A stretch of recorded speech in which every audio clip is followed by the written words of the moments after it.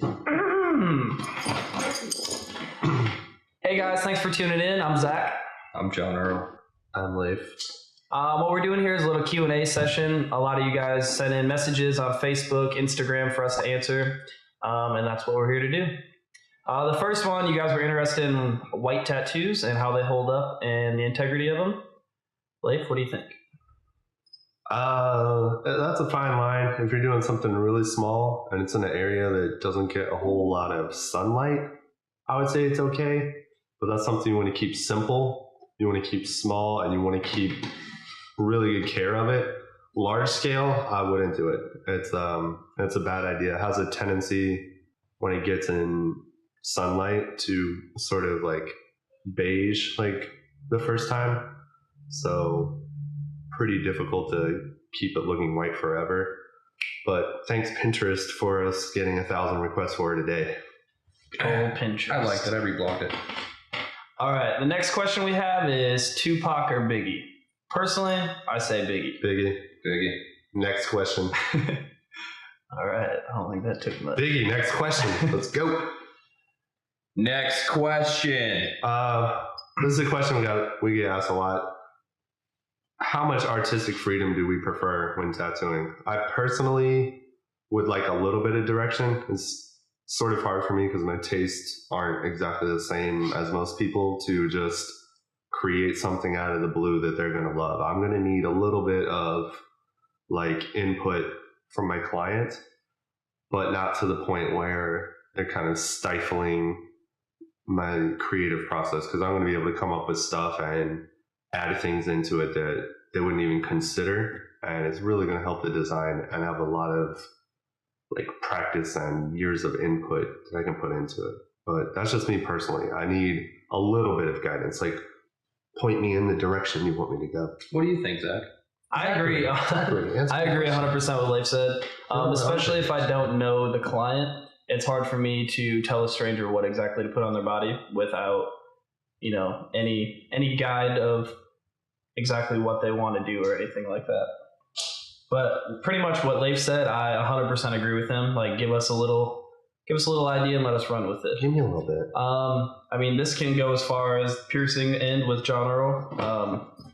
There's a lot of fun stuff he can do, and he's pretty artistic himself. You want them telling you what to do, or you want a little pretty much? I just kind of wish people would let me do my thing sometimes. I feel like I'm a professional, and you're the not professional, and we make a terrible team. So yeah, that's sexy. I think this is probably like one of the most important questions that you guys sent in today.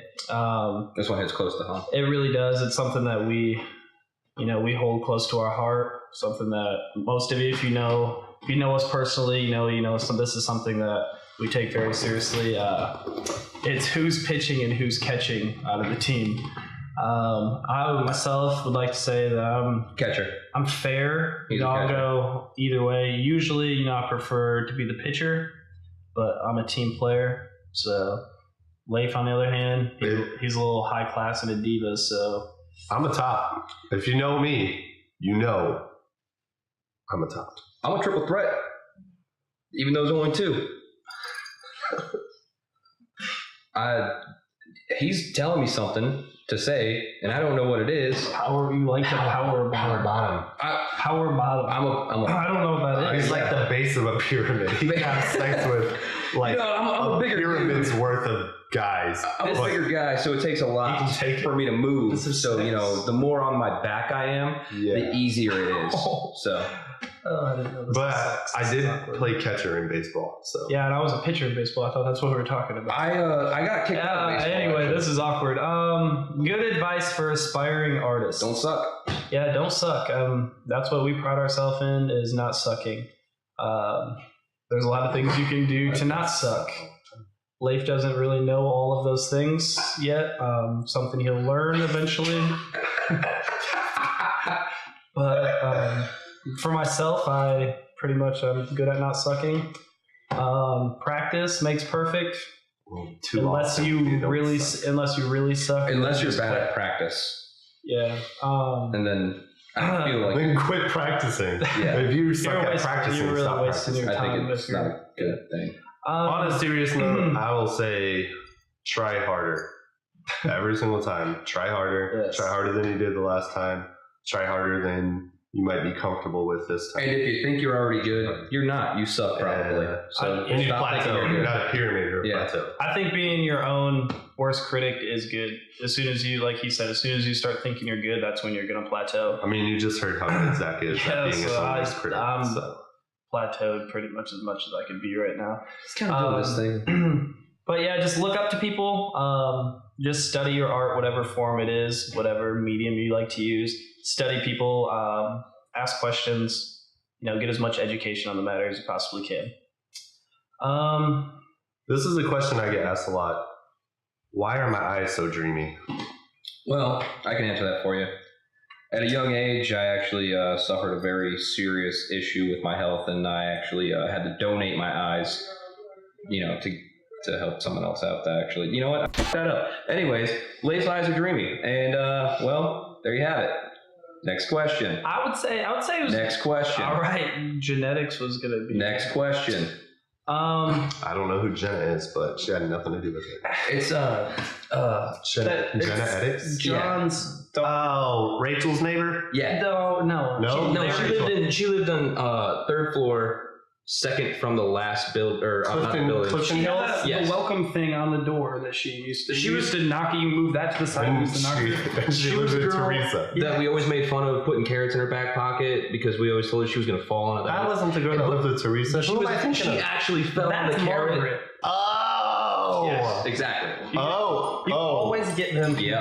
Oh. Anyway, sorry. Some people want to know background and qualifications. I know some of you think that you might have to go to school, college, university to tattoo. That's not true. I Whoever didn't go told to you college and that, check me out. I'm kick ass. whoever told you that's way up. I can't even spell college. I always screwed up and put collage. That's because Okay. he's a.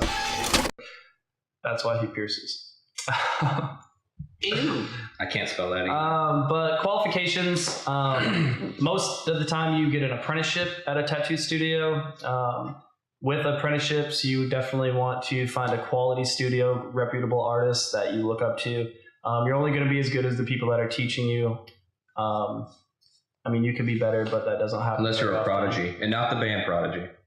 They Were awesome, though. They were good. I like his haircut. Yeah, even if you're desperate to tattoo and learn how to, it's not worth it to start off already on the bad foot. Yeah, please Go to don't. a place you respect. Yeah, don't tattoo out of your house either. You're really. Yeah. That's stepping on. That's something you don't want to do. Herpes. Yeah. Definitely. Really negative connotation in our industry for people that just start tattooing. I would out of say their house or apprenticeship- garage or whatever. Apprenticeship is 100% the way to go with everything. If you want to get, if you're in high school, take art class. Take as many art classes as you can. do some art. If you're already in college, take as many art classes as you can. The more knowledge, the better. But as far as the tattoo industry goes, definitely get an apprenticeship.